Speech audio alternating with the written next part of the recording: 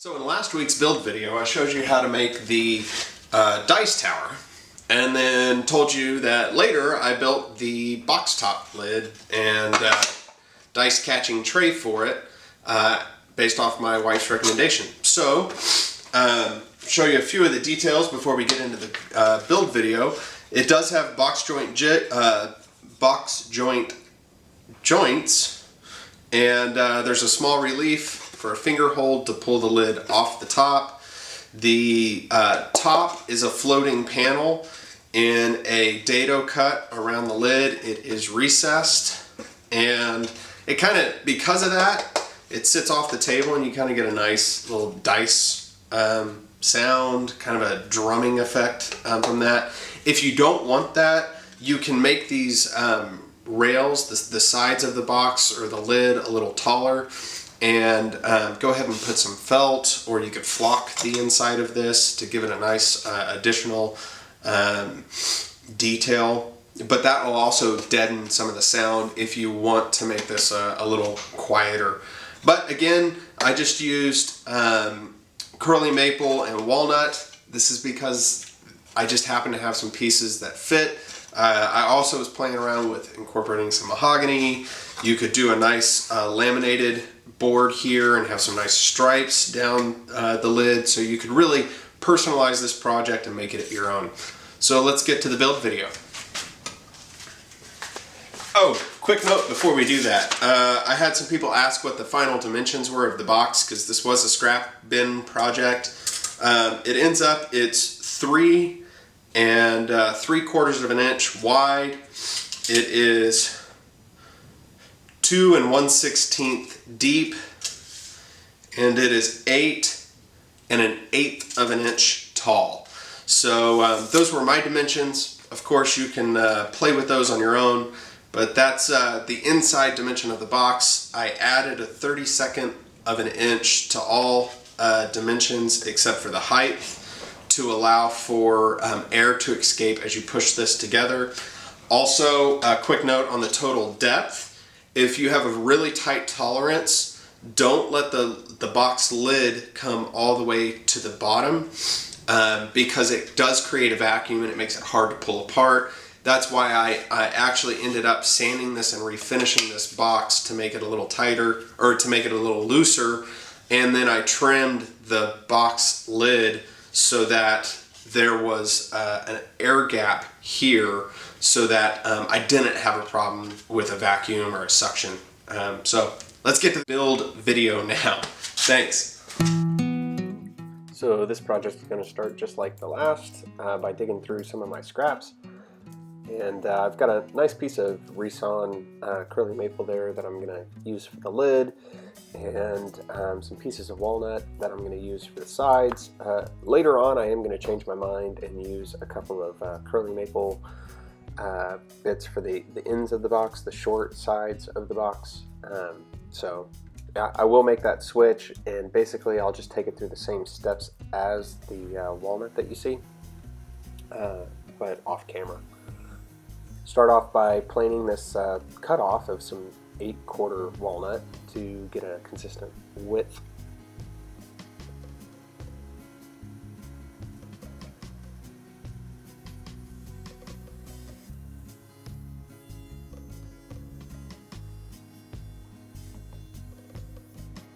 And once I get this side nice and flat, I go ahead and flip it over. Now it's time to cut all the pieces to their length. Here's the box top. I'm not going to show you the other pieces, that's a bit trivial, but you know, just cut them to the lengths that you need for the interior dimensions. Once you have those sides all cut, I'm going to use the ink rub eye box jig here, and you mark one side, and that pencil mark always needs to point to the blade. So if your box is to the right of the jig, your pencil mark needs to be on the left, and if your pencil mark is on the left, or if your piece is on the left of the jig, the pencil mark points to the right. Adjust the fence so you reduce the chip out, and then you can set the jig up for the thickness of your pieces. I cut 2 pieces at a time. It cuts the workload in half. Their demonstration didn't do that. They were cutting each piece individually. which might account for why I get a little rise if I don't hold the piece down to the jig. Of course, these are also pretty small, narrow pieces. But yeah, it is important to make sure it's well seated. Checking to make sure I got a full depth cut, because this is my first cut. I want to make sure everything's lined up right. Take the time, and then clamp it back into place. And then I'll speed up the rest of this video, because once you've seen one, you've pretty much seen them all.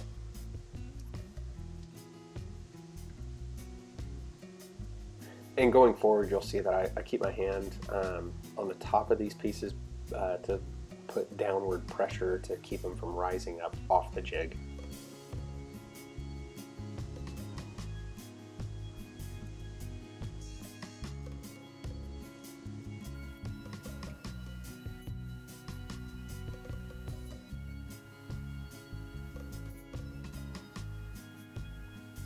And then flip it over. Make sure you keep your pencil mark pointing towards the blade.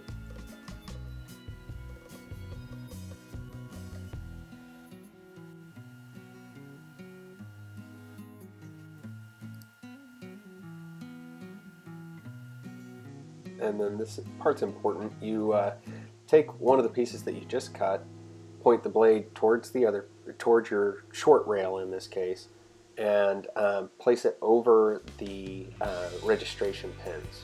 Then you push your short rails up against the pre-cut piece, and that's your starting position for the first cut. And then from then on, you just use the registration pin like normal.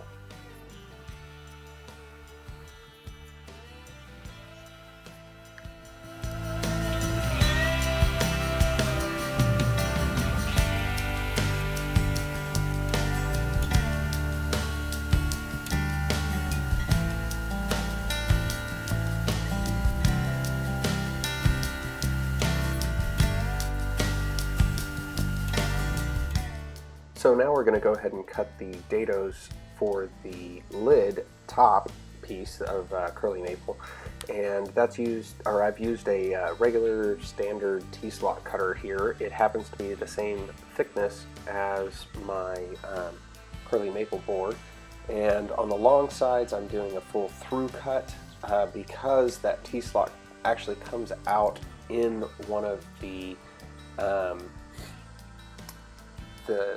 groove cuts, not the peaks of the cuts.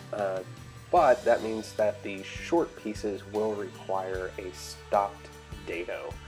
My camera battery died, so I wasn't able to actually capture that for you guys, but you do get to see me cleaning up those edges and squaring them off so that I have a good fit later on.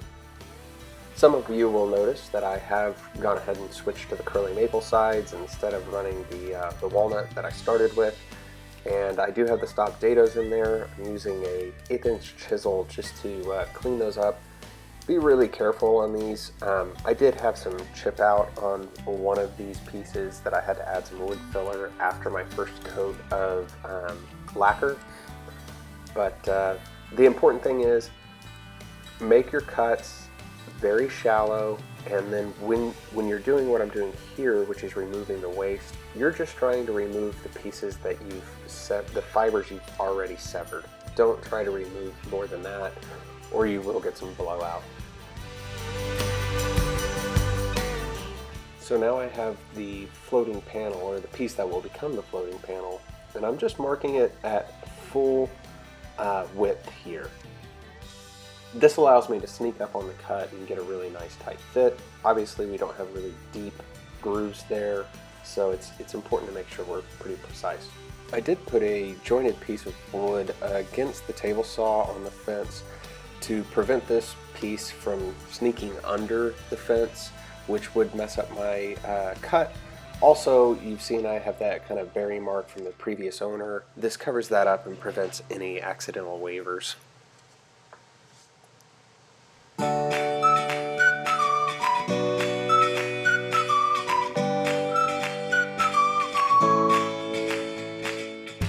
Now I'm going to go ahead and remove that piece and actually utilize the berry nature of that cut And this allows me to shave very small amounts off the end of the board.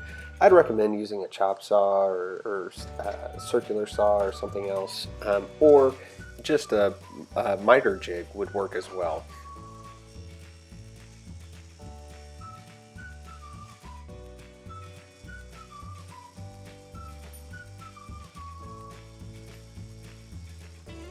And I was checking there just to make sure there was a good square edge. After you test fit the pieces, you can trim them down more if you need to.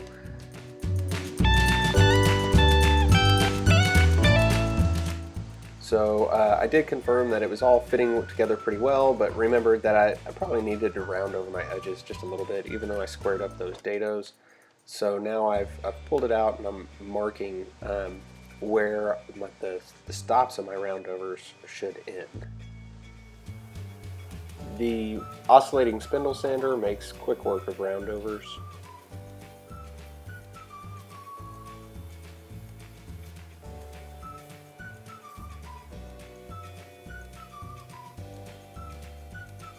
Now that I've got my edges rounded over and my piece to proper thickness, do one last test fit, make sure everything fits well.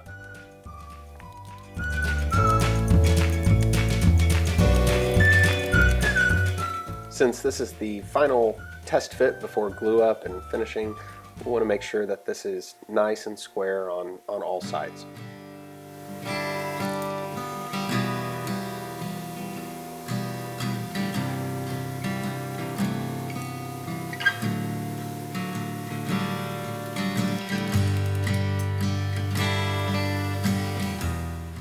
Because the floating panel is recessed, it'll be much easier to go ahead and pre-finish this. I did 3 coats of spray lacquer. This is still the semi-gloss, and a light buff sanding in between the coats to give me a really nice show surface.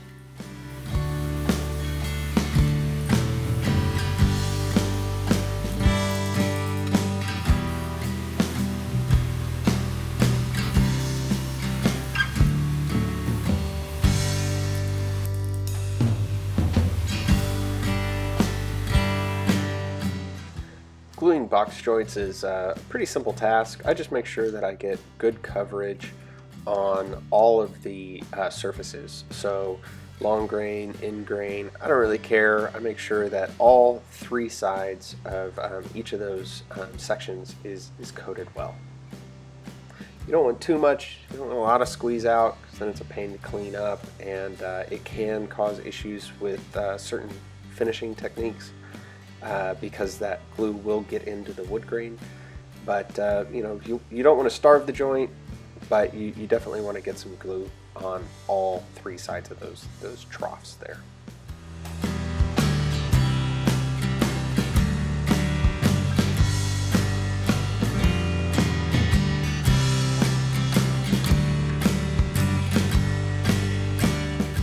And with the magic of editing, I went ahead and fast forwarded. I've already glued the maple piece here. I do glue or add glue to both sides of all the joints. And I've slid the panel into place. And now it's going to be time for as many clamps as I can fit onto this little box. The important thing is to pull the box joints together. You want to remove any gaps. But you also want to do it in a way where you're not causing a lot of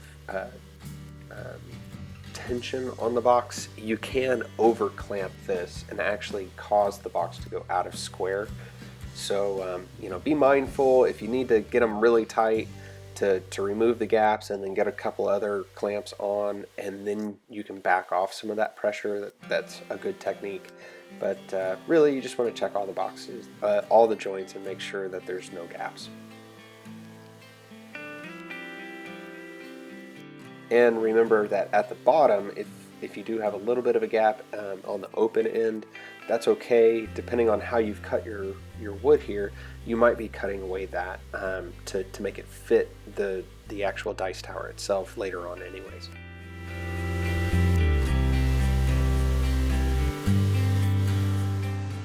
So once everything's dry and you've got all the clamps off, we're going to find center. I've already marked the bottom of where I want my lid to be.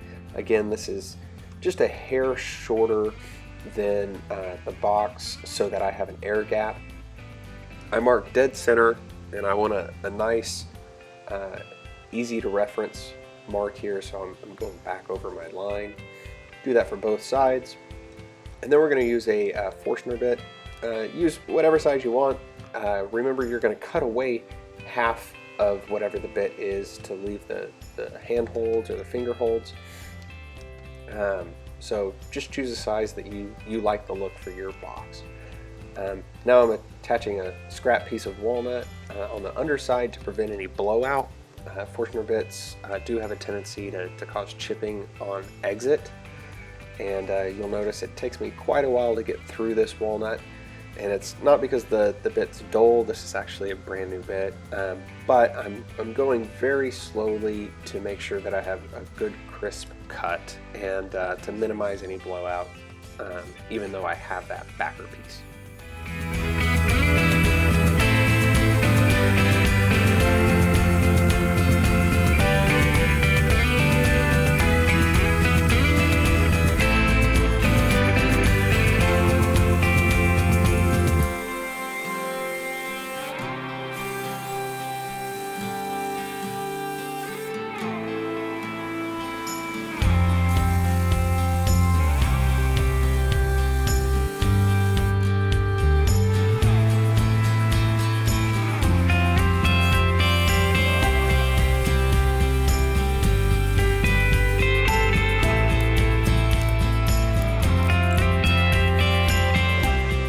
Once both sides are cut, we're gonna lower our table saw blade and set our fence so that we're cutting right down the middle or to one side of the line that we made earlier. And then we're gonna pass the box over all 4 times. This method works if the piece that you're cutting off is waste. If you're trying to make a solid box and then cut the lid off of a 6-sided glued together box to make the lid separate from the base, I would recommend putting in shim pieces and taping this because the offcut on this does tend to get a little chewed up because of the way the technique works. And you'll see that it kind of falls off and it's a little uncontrolled.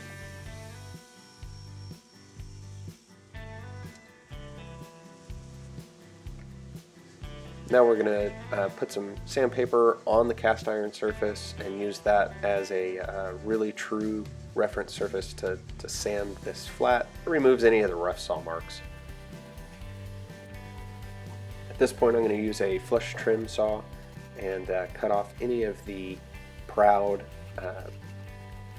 box joints. Once you've got all those nice and flush, grab some 220 sandpaper and then round over the areas within that finger hold. That way it's got a nice tactile feeling, nice and smooth to touch.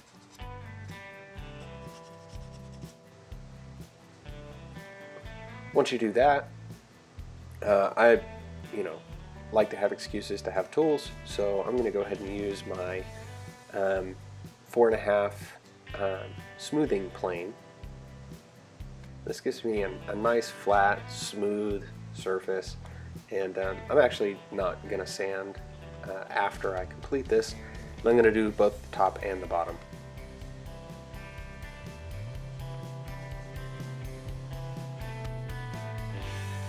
And I didn't get it captured. I had another battery failure, but I have already at this point sanded all the sides and done a nice interior sanding of this as well before the pieces went together, before I glued them.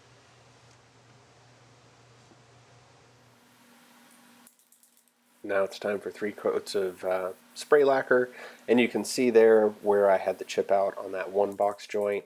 I mixed up a little wood putty with maple sanding dust and filled that in, and now it's pretty hard to spot. And again, I did 3 coats with this, sanding in between, and then one final sanding done with 2000 grit just to remove any dust nibs that were left during the drying time.